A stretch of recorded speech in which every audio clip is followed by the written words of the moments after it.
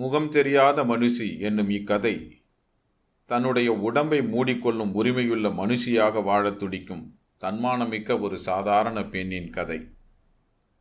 அந்த காலத்தில் திருவிதாங்கூர் சமஸ்தானத்தில் தோல் சீலை எனப்படும் பெண்களின் மேலாடை அணிய தடை விதிக்கப்பட்டு ஒடுக்கப்பட்ட இனம் ஒன்றின் மீட்சிக்கான போராட்டத்தின் முகம் தெரியாத மனுஷியாக ராசம்மா. நவீன தமிழகத்தின் பெண்ணுரிமைக்கான முதல் குரல் ராசம்மாவை போன்ற முகம் தெரியாத பல பெண்களின் குரல். ஒரு கட்டத்தில் அவலமாய் ஓலமாய் இருந்த கூக்குரல்கள் கூட்டுக்குரலாய் போராட்டமாய் மாறும்போது மாற்றத்தின் விதைகளாய் எழும் என்று அழுத்தமாக முன்வைக்கிறது ராசம்மாவின் கதை.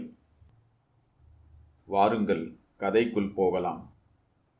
சு. சமுத்திரம் எழுதிய முகம் தெரியா மனுஷி. தண்டோராக்காரன் தான் செல்வதற்கு அந்த குக்கிராம குடிசை மண்டிக்கு தகுதி இல்லை என்று கருதியது போல் ஊருக்கு புறம்பாக உள்ள மயானத்தில் நின்று நெளித்தபடி டும் ஒலிகளோடு திருவாங்கூர் சமஸ்தான அரச அறிவிப்பை வெளியிட்டான். ஸ்ரீ உத்திரம் திருநாள் மகாராஜா திருமணஸ் அவர்கள் ஸ்ரீ பத்மநாபதாச வஞ்சிபால மார்த்தாண்டவர்மா குலசேகர கிரீடபதி மன்னை சுல்தான் மகாராஜா ராஜ்ய பாக்யோதய ராமராஜா பகதூர்சம் ஷெர்சன் மகாராஜா சுசீந்திரம் தானுமாலயன் ஆலய தேர்விழாவை தரிசிக்க நாளை மறுநாள் வந்து 2 நாள் தாமசிக்கிறார். இதை முன்னிட்டு சகலருக்கும் அறிவிப்பது என்னவென்றால், ஊழியக்கார இலப்பசாதிகள் விருத்திக்காரர்கள் அத்தனை பேரும் காணிக்கை கைப்பொருளோடு வந்து சுசீந்திரம் கச்சேரிக்கு 96 அடி தள்ளி நிற்கும்படி ஆజ్ఞையிடப்படுகிறார்கள். மகாராஜாவின் வருகைக்கு முன்னதாக நிலவரியான புருஷந்தாரம், வாரிசு வரியான அடியரா, வீட்டு வரியான குப்பகாழ்ச்சா மற்றும் பனைவரி, பனையேறும் ஏணிக்கான ஏணிக்கானம், பனைநாருக்கான தலைக்கானம், தலைவரி, முளைவரி, மீசை வரி, தாலி வரி, தாவர வரிகள் போன்ற அத்தனை வரிகளையும் செலுத்திவிட வேண்டும். அதோடு சாதிய அனுஷ்டானங்களை கடைபிடிக்காத தாழ்ந்த சாதியினரை பற்றி மேலதிகாரிகளுக்கு பார்த்தவர்கள், கேட்டவர்கள், விசாரிப்பு மூலம் தெரிந்தவர்கள் உடனடியாக தகவல் கொடுக்க வேண்டும். இவற்றை மீறும் பட்சத்தில் இந்த தகவல்களை சொல்லாதவர்களுக்கும் சிறைச்சேதம் உட்பட எந்தவிதமான தண்டனையும் வழங்கப்படும் என்று தெரிவிக்கப்படுகிறது. திருவாங்கூர் சமஸ்தான மன்னரை பற்றிய அலங்கார வார்த்தைகளுக்கு உச்ச சத்தமாய் முரசொலித்தும் ஒவ்வொரு அறிவிப்பிற்கும் 3 தடவை டும் போட்டும் இறுதியில் டமர டகர டகா என்று பீதியை ஏற்படுத்தும் அதிகார தாளத்தோடு அடிக்கப்பட்ட தமுக்கு சத்தம் அந்த குக்கிராமத்திற்குள் அசரீரி குரலாய் ஒக்களித்தது. 6 அடி உயரமுள்ள 50-60 பனையோலை குடிசைகள் எதிரெதிராய் வரிசையாய் இருந்தன. இந்த வரிசைகளுக்கு பின்னால் மேலும் அடுக்கடுக்கான குடிசை வரிசைகள் ஊராய் காட்டின. ஒவ்வொரு குடிசையின் மண் சுவரும் இன்னொரு குடிசையின் சுவராயிற்று. இந்த இரு பக்க குடிசை வரிசைக்கும் இடையே சுயம்பாக ஒரு குறுகிய தெரு ஏற்பட்டது.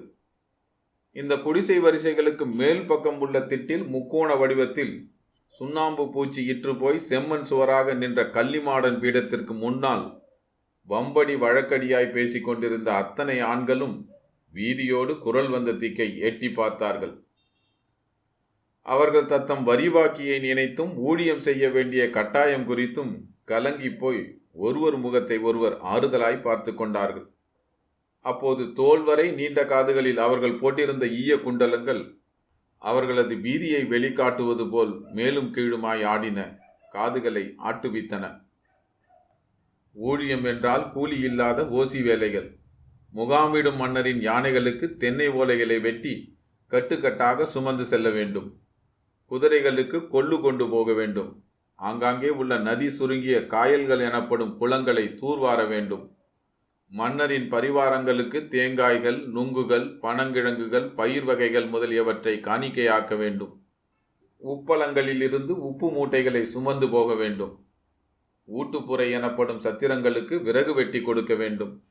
குடியான்கள், வண்டி வாகனங்களையும் உழவு மாடுகளையும் அதிகார கச்சேரியில் ஒப்படைக்க வேண்டும். இப்படி இலப்பசாதிகளுக்காக விதிக்கப்பட்ட 120 ஊழியங்களில் பாதியையாவது மகாராஜாவின் வருகையின் போது செய்தாக வேண்டும். இல்லை என்றால் சிறைச்சேதம்தான். ஆனாலும் இவர்களுக்கு கூலி கிடையாது. கூலி கிடக்கட்டும், குடிப்பதற்கு கூழ் கூட கிடைக்காது. ஊட்டுப்புறைகளில் வீசி எறியப்படுகிற எச்சில் சோறு கூட கிட்டாது. காரணம், அந்த பக்கம் இவர்கள் போக முடியாது. ஆனாலும் ஊழியம் செய்ய சுணங்கினால் சவுக்கடி, வரி கட்ட தாமதித்தால் குனித்து வைக்கப்பட்டு முதுகு மேல் கல்லேற்றப்படும்.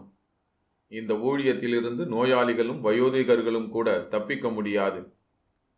எனவே தோல் வரை தொங்கிய செவ்வக வடிவமான காதுகளில் மாட்டப்பட்ட ஈய குண்டலங்களோடும் முட்டிக்கால்களுக்கு கீழே போகாத முண்டுகளோடும் பிடரியை மறைக்கும் குடுமிகளோடும் தோன்றிய ஆடவர்கள் சொல்லாமல் கொள்ளாமல் ஓடினார்கள்.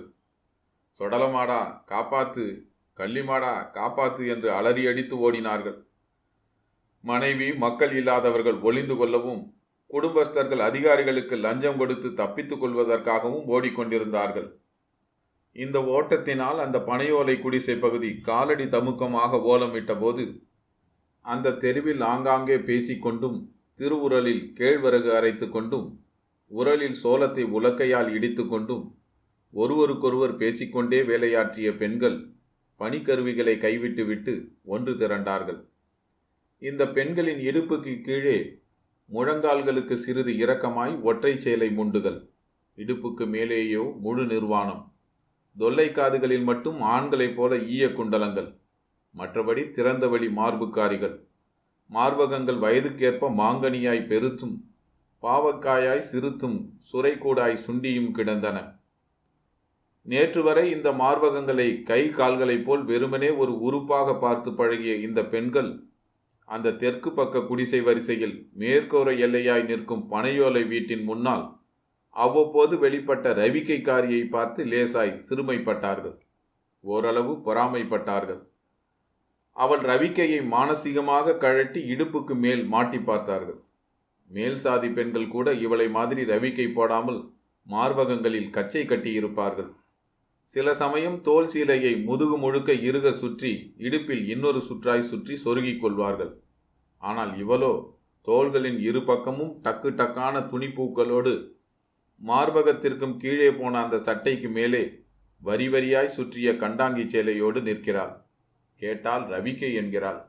எங்கள் ஊர் பழக்கம் என்கிறாள். நீங்களும் போட்டுக்கணும் என்கிறாள். ஒருத்திக்கு தாலியை விட இதுதான் முக்கியம் என்கிறாள். இவளோடு சேருவது எலியும் தவளையும் கூட்டு சேர்ந்த கதைதான்.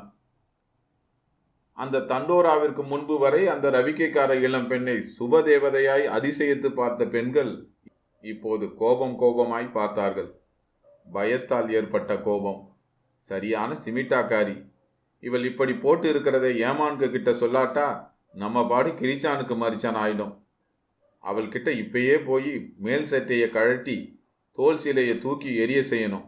இல்லாட்டா நம்ம தலைமுடிக்குள்ள உலக்கைய விட்டு அதில் தலைமுடியை சுத்துன்னு சுற்றி குனிய வச்சு முதுகில் பாறாங்கல்ல ஏற்றுவாங்க. சாதி பழக்கத்துக்கு தகாதபடி உடுப்பு போட்ட இவளும் ஒரு பொம்பளையா? இந்த ஊருக்கே பெரிய அவமானம். இவளை விடப்படாது. அந்த முண்டு சேலை பெண்கள் ரவிக்கை பெண்ணை நெருங்கிய போது அவள் ஒரு சிரட்டையில் கறிக்கட்டைகளை போட்டு கண்ணாடி சீசாவில் இருந்து சீமை எண்ணெயை லேசாய் ஊற்றி தீப்பற்ற வைத்து தீமூட்டி குழலால் ஊதினாள். துளைகள் இல்லாத புல்லாங்குழல் போன்ற அந்த பித்தளை குழலில் அவளது ஊதோசையின் ஏற்ற இறக்கத்திற்கேற்ப கறிக்கட்டைகள் நீரு பூத்த நெருப்பாகி செந்தனலாகி தீயாகி பின்னர் ஜோதியாய் நர்த்தனமிட்டது. அந்த பெண்கள் அவள் ஊதி முடிக்கட்டும் என்று காத்திருந்தார்கள். அவள் நிமிர்ந்தபோது ஏனோ பேச முடியவில்லை. அவள் கண்களின் அழுத்தமும் தொய்வில்லாத பட்டறை சட்டம் போன்ற உடம்பும் அழகுக்கு அழகு சேர்க்கும் ரவிக்கையும் கம்பீரப்படுத்தும் முந்தானையும் சிவப்பழகிற்கு அரைகூவல் விடுக்கும் கருப்பழகும் அவர்கள் நாக்குகளை கட்டி போட்டன. இதற்குள் குடிசை வீட்டுக்குள் இருந்து பதநீர் பானையை தூக்கி கொண்டு வந்த மாமியார் பூமாரி வீட்டு முற்றத்தில் முக்கோணமாய் பதிக்கப்பட்ட கல்லடுப்பிற்கு மேல் பானையை வைத்தாள்.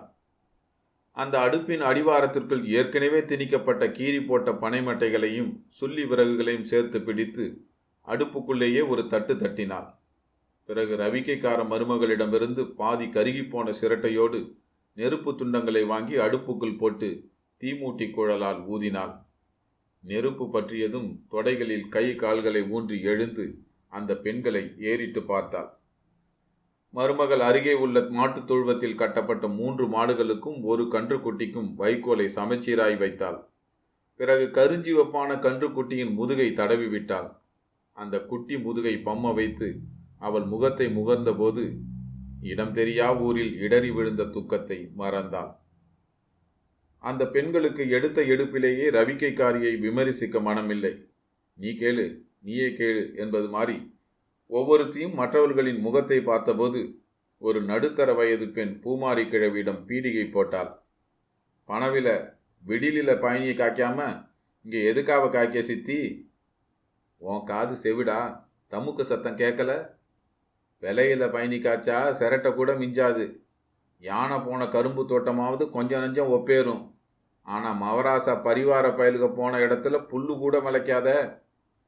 கன்றுக்குட்டியின் முதுகை தடவி விட்டபடியே மாமியார் சொல்வதை அதிசயமாய் கேட்பது போல முகத்தை அண்ணாந்து வைத்த ரவிக்கைக்காரி அந்த பெண்களின் அம்மன மார்பகங்களை அருவருப்பாகவும் பின்னர் அனுதாபமாகவும் பார்த்து முகம் சுழித்த போது ஒரு முன்கோபி பெண் முரட்டுத்தனமாக கிழவியை சீண்டினாள்.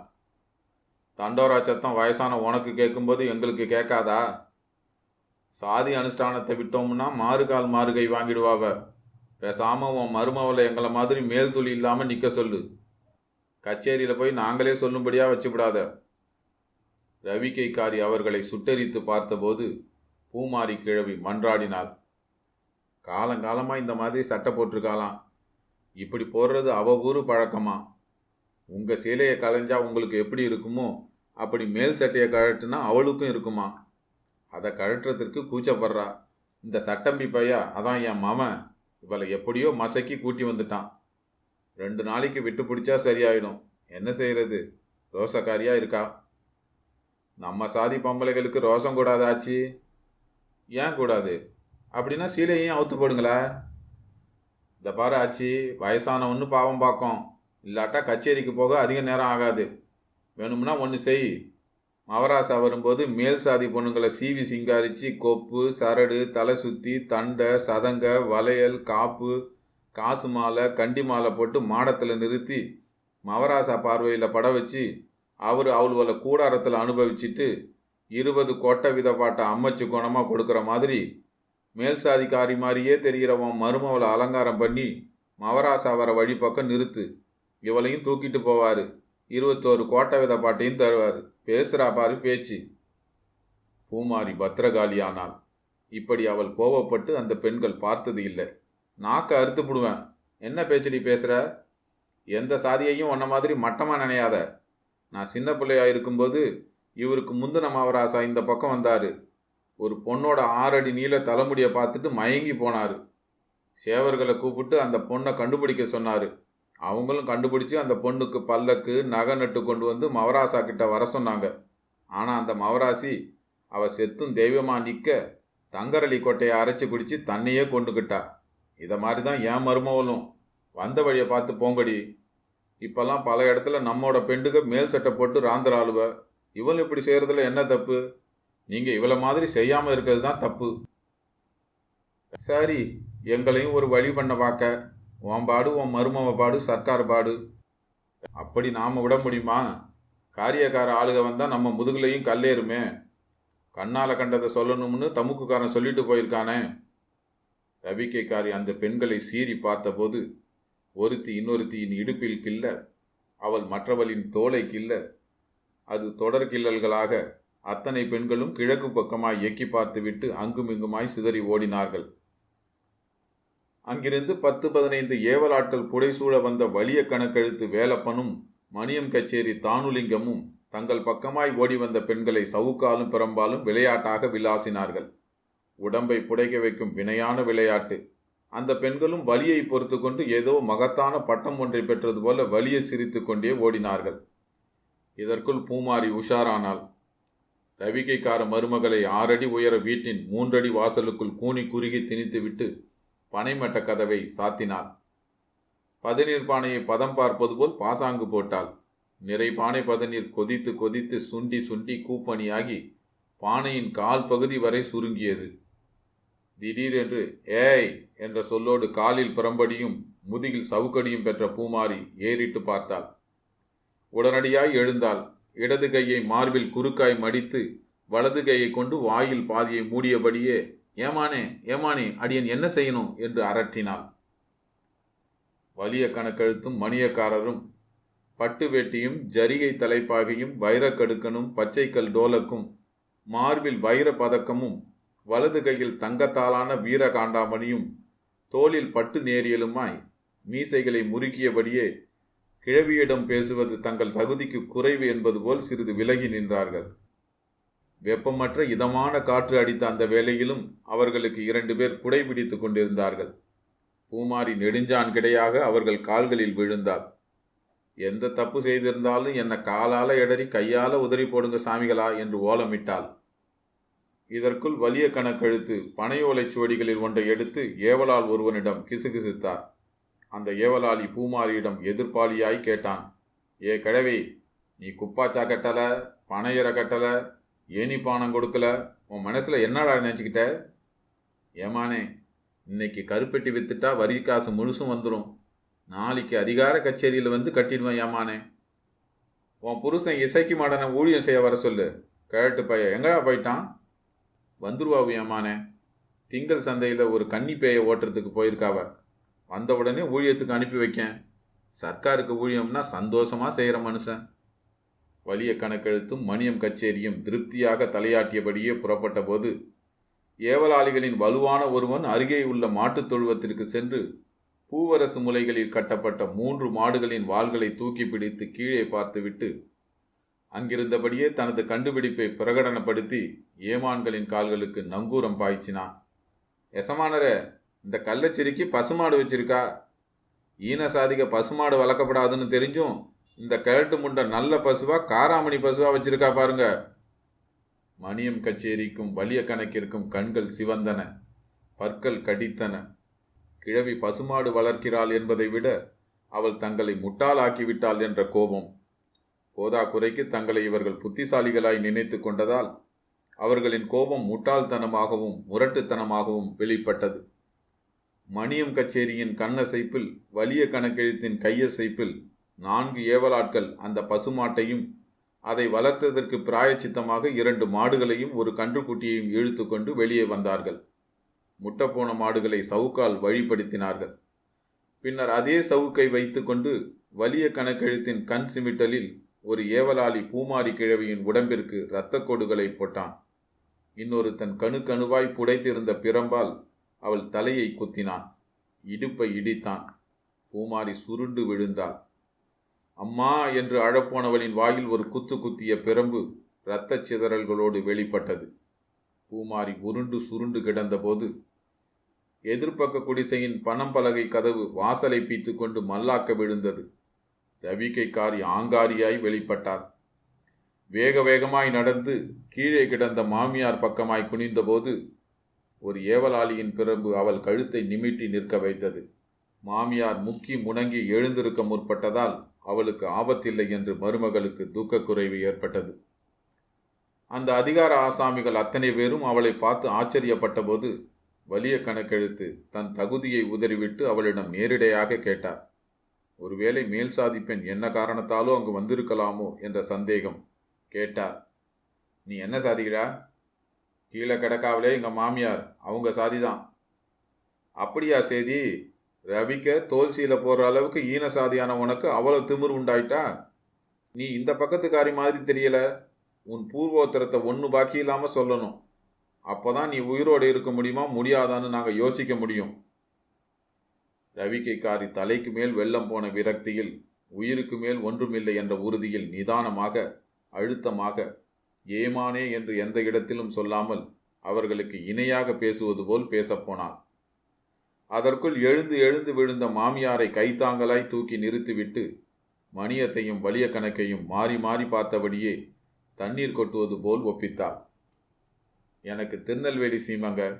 என்னோட அத்தை மகன் அசல் வல்லரக்கன், குடிகாரன், சூதாடி, பொம்பளை கள்ளன், சண்டியன். இப்படிப்பட்டவன் முறை மாப்பிள்ளையா இருந்தாலும் அவனை கட்டிக்க எனக்கு இஷ்டம் இல்லை. எங்கள் ஐயாவும் முடியாதுன்னு சொல்லிட்டாரு. ஆனால் போன வாரம் நான் வயக்காட்டில் கத்தரி செடிக்கு களை எடுக்கையில் அவன் என் பின்புறமாக வந்து கழுத்தை நிமித்தி மஞ்சள் துண்டு கட்டின கைத்தை வலுக்கட்டாயமாக என் கழுத்தில் கள்ளத்தாலியாக கட்டினான். நான் அவனை ஒரே தள்ளி போட்டுட்டு கழுத்தில் விழுந்த கயிறை கழட்டி 3 தடவை தலையை சுற்றி காரி துப்பி அவன் மூஞ்சில் எரிஞ்சிட்டு வீட்டுக்கு ஓடியாந்தேன். ஆனால் ஊரும் உலகமும் கள்ளத்தாலியோ நல்லத்தாலியோ அதை கட்டினவனுக்கு தான் நான் வாக்க பண்ணணும்னு சொன்னாவ. ஐயாவும் ஊருக்கு பயந்து சம்மதிச்சிட்டாரு. இதனால தாமிரபரணி கரையில் ஒரு புளிய மரத்தில் தூக்கு போட போனேன். அப்போ என்னை தற்செயலாக பார்த்த இவளோட மவன் என்னை தடுத்தாரு. எங்கள் பக்கத்து பிள்ளவாள் வக்கீல் ஐயாவுக்கு குதிரை வண்டி ஓட்டினவர். ஏற்கனவே அவருக்கும் எனக்கும் தொடாத கடாத பழக்கம். என் கதையை கேட்டுட்டு நெல்லையப்பர் கோயிலுக்கு முன்னால் கழுத்தில் தாலியை போட்டு இங்கே கூட்டிக்கிட்டு வந்துட்டாரு. அவள் சொல்வதை ஏனோ தானோவாய் கேட்டுக்கொண்டிருந்த ஏவலாளிகளின் ஒருவன் தனது ஏமானர்களை உசுப்பி விட்டான். இந்த கிழவி சரியான மஞ்ச கடைஞ்சா. மகனை பற்றியோ மருமலை பற்றியோ மூச்சு விடலை. இவளை கச்சேரிக்கு தூக்கிட்டு போகணும். அப்போ தான் இந்த பய வந்து தலைவரி கட்டுவான். பனையோலையில் அவன் செத்துட்டான்னு கிழவி பொய் சொல்லியிருக்கா. அவனை நோவு அடிக்கணும், இவளை சாவடிக்கணும். சரி, அது அப்புறம் சங்கதி. உன் புருஷன் எங்கடா? வடக்கங்குளம் வரைக்கும் போயிருக்காவ. வலிய கணக்க பிள்ளை பற்களை கடித்த போது மணியம் கச்சேரி அவளை மயக்கமாக ரசித்து மானசீகமாய் பார்த்தார். கட்டான கட்டழகு. பேசாமல் அடிமையாக வச்சுக்கலாம். இப்போதைய சந்தை நிலவரப்படி ஒரு அடிமையோட விலை 9 ரூபா. பூமாரி கிழவிக்கு 3 ரூபா கொடுத்தா போதும். அவளுக்கும் வரி பாக்கிய தீத்தாப்புல இருக்கும், நமக்கும் ஒரு வப்பாட்டி அடிமை கிடைச்சாப்புல இருக்கும். இதமாக கேட்டார். உன் பேர் என்னடா? ராசம்மா. நீ பேருக்கு ஏற்றபடி தான் இருக்க. ஆனாலும் இலப்ப சாதிக்கு இந்த மாதிரி பேரெல்லாம் வைக்கப்படாது. பேசாமல் நீசம்மான்னு வச்சுக்க. மணியக்காரர் பல்லிழுத்து பேசுவது வலிய கணக்கிற்கு பிடிக்கவில்லை. ஏவலாளிகளுக்கு உத்தரவிட்டார். இவளோட மேல் சட்டையையும் தோல் சீலையும் அவுத்து போடுங்கடா. சேலையில் பாதியை கிழிச்சு எரியுங்கடா. அந்த ஏவலாளிகள் கரங்களை கூர்க்கத்திகள் ஆக்கியது போல் கைகளை நீட்டி கம்புகள் போல் விரைக்க வைத்து அவளை கண் போட்டு பார்த்தபடியே நெருங்க நெருங்க அவள் ஒதுங்கி ஒதுங்கி பின்புறமாய் நடந்து ஏமான்களை பார்த்து குரல் உயர்த்தி முறையிட்டாள். வேண்டாங்கய்யா, உங்களுக்கு கோடி புண்ணியம் ஐயா. ஒரு நாள் பொழுது கொடுங்கய்யா. நான் அவிய வந்ததும் சொல்லிட்டு கண்காணாத இடமா பார்த்து ஓடி போகிறேன்யா. ஏலே தீவெட்டி தடியன்களா, நான் சொன்னது உங்கள் காதில் ஏறல. அவளை அமனமாக்குங்கடா. வேண்டாங்கய்யா, ஆடுங்களுக்கும் மாடுங்களுக்கும் கூட அது மறவாத்தான் இருக்குது. மனுஷங்களுக்கு அப்படித்தானையா இருக்கணும். உங்கள் பெண்டு பிள்ளைகளை இப்படி செய்தால் நீங்கள் பொறுப்பியலா? படுகளத்தில் ஒப்பாரியா கேட்கப்படாதரா. இவ இந்த பக்கம் நார வைக்க வந்தவ, ஏலப்ப சாதிகளை தூண்டி விடுறவ. இவளை முளையிலே கிள்ளி எறியணும். அவளை அமனமாக்குங்கடா. ஏவலாளிகள் துச்சாதனர்களாய் ஆனார்கள். ஒருவன் ராசம்மாவின் கரங்களை பின்புறமாக வளைத்து பிடித்து கொள்ள இன்னொருத்தன் அவள் தலையை பக்கவாட்டில் சாய்த்து பிடித்தான். மூன்றாம் அவன் அவள் முந்தானையை இறக்கினான். நான்காவது ஆசாமி அவள் ரவிக்கையின் முன்பக்கம் ஆணி போன்ற விரல்களை உள்ளே விட்டு இழுத்து கிழித்தான். மற்றொருவன் பின்பக்கமாக கையை விட்டு ரவிக்கையை இரண்டாக்கினான். இதற்கிடையே கீழே சுருண்டு கிடந்த பூமாரி தரையில் நெடுஞ்சான் கிடையாய் குப்புறப்படுத்து ஒவ்வொருவர் காலாய் பிடித்து பிடித்து கெஞ்சினாள். இதை வன்முறையாக நினைத்தோ என்னமோ ஏவலாளிகளில் இருவர் அவள் கழுத்தை செருப்பு கால்களால் மிதி மிதி என்று மிதித்தார்கள். அவள் விரைத்து போவது வரைக்கும் கழுத்திலிருந்து கால்களை எடுக்கவில்லை. இதற்குள் ஒற்றை துணி பெண்கள் அருகே ஓடி வந்தும் ஓடிய வேகத்திலேயே திரும்பி ஓடியும் ஐயோ யம்மோ என்று மாரடித்தார்கள். வலிய கணக்கு எதுவுமே நடக்காதது போல் தொலைநோக்காய் பார்த்தாள். ராசம்மா விரைத்து கிடந்த மாமியாரை பார்த்தாள். வெறித்து பார்த்தாள். வெறியோடு பார்த்தாள். அப்படி பார்க்க பார்க்க அவளுக்கு அழுகை வரவில்லை. மாறாக கண்ணீர் சிந்த வேண்டிய கண்கள் வீரியப்பட்டன. கந்தல் கோலமான ரவிக்கை அவள் உடம்பை இரும்பு சுருள் கம்பியாய் முறுக்கேற்றின. அத்தை மகனை எப்படி உலுக்கி போட்டாலோ அப்படி தன்னை பற்றியவர்களை ஒரு உலுக்கு உலுக்கி நிலைகுலைய வைத்தாள்.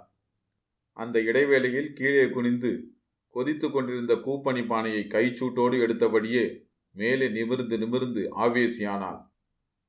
அந்த பானை கழுத்தை லேசாய் சாய்த்து ஒவ்வொரு ஏவலாளியின் முகத்திலும் பானையை குலுக்கி குலுக்கி ஊத்தினாள்.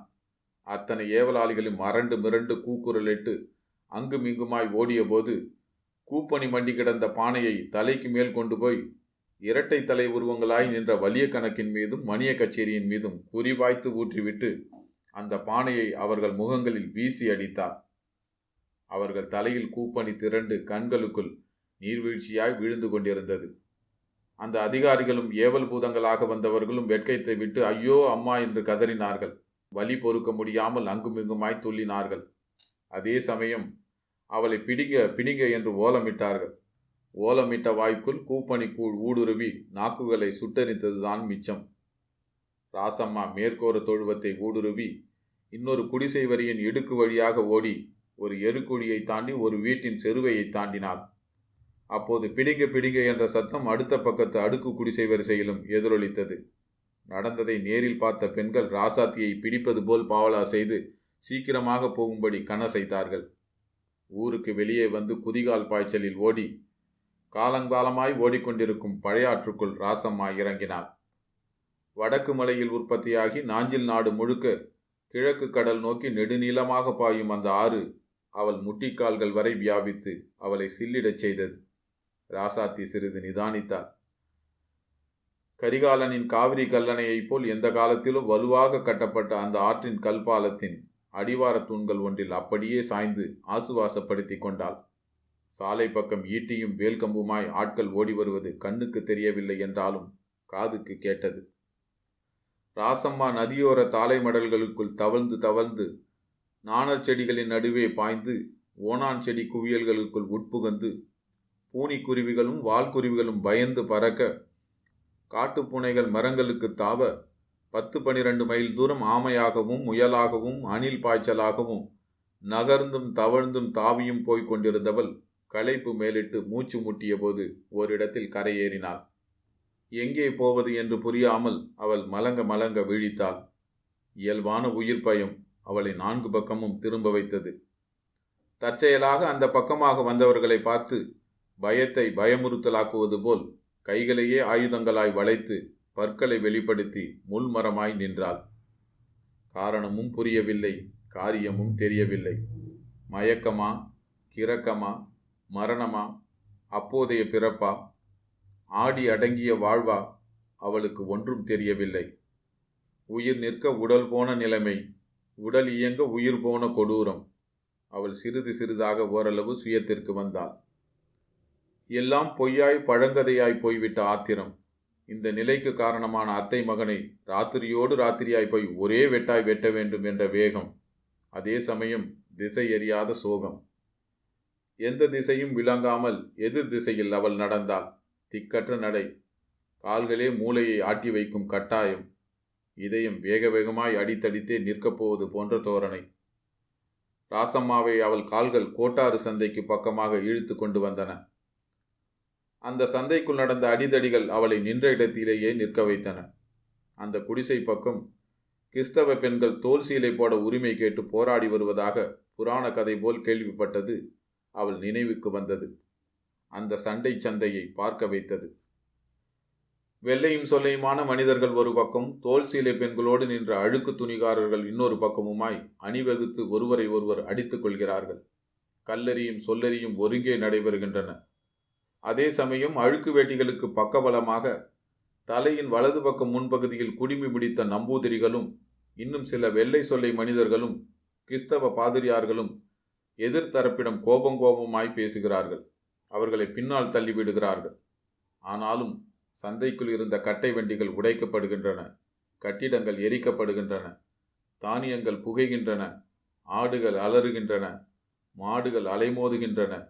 எல்லாவற்றுக்கும் மேலாக கரங்களின் மணிக்கட்டுகள் வரை நீண்டு கழுத்து வரை உயர்ந்து இடுப்பு வரை வியாபித்த குப்பாய சட்டையையும் தோளில் ஒரு துண்டு சேலையுமாய் உரிமையை நிலைநாட்டும் வகையில் அணிந்து கொண்டு திரண்டிருந்த கீழ்சாதி பெண்களில் பலர் மல்லாந்தும் குப்புறவும் தள்ளப்படுகிறார்கள்.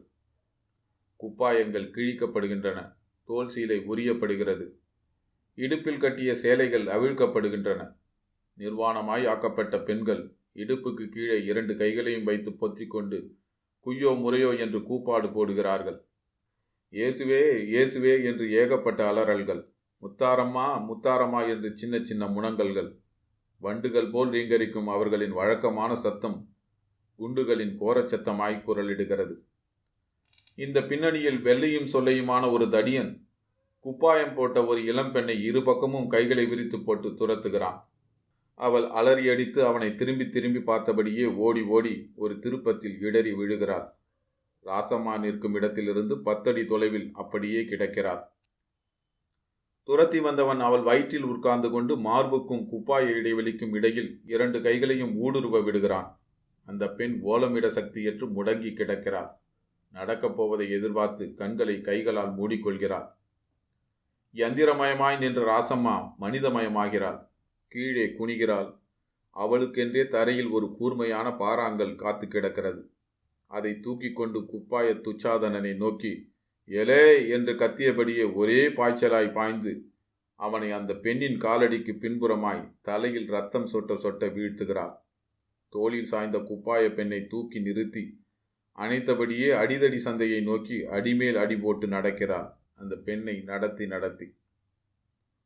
அங்கே நடைபெற்ற எளிய பெண்களின் தோல் சீலை உரிமை போரில் முகம் தெரியா மனுஷியாய் ராசம்மா சங்கமிக்கிறார். பின் குறிப்பு: அந்த காலத்தில் திருவாங்கூர் சமஸ்தானத்தில் பெண்களின் மேலாடை தோல் சீலை என்று அழைக்கப்பட்டது. வணக்கம்.